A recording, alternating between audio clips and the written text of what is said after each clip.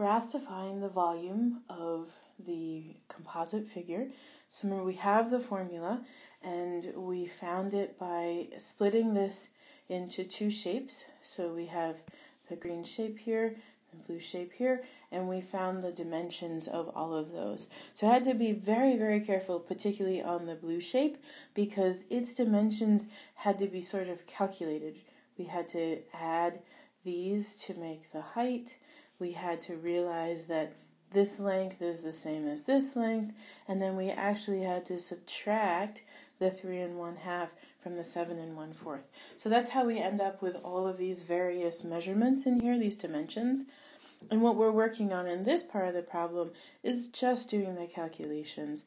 So when we have 3 1/2, we're going to need to write that in improper form of 7/2 times 2. We can write that as 2/1, so everything is improper. And 5 1/4 will be rewritten as 5/4. As we continue, we have 3 3/4 also rewritten into 15/4, 2 rewritten as 2/1, and 2 1/4 rewritten as 9/4. This is super important to remember that you're going to use order of operations. You're going to do your multiplications before you do the addition in the middle. Do not add first. So instead I'm going to multiply, so 7/2 times 2 times 5/4 gives me 78. And when I multiply 15/4 times 2 times 9/4, it gives me 270/16. So I could add those together if they had common denominators.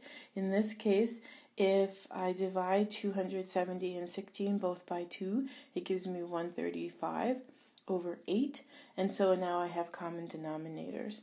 Now I can add the 70 and the 135. That gives me 205. And so I have 205/8 meters cubed. So I know it's meters cubed because my measurements are given to me in meters.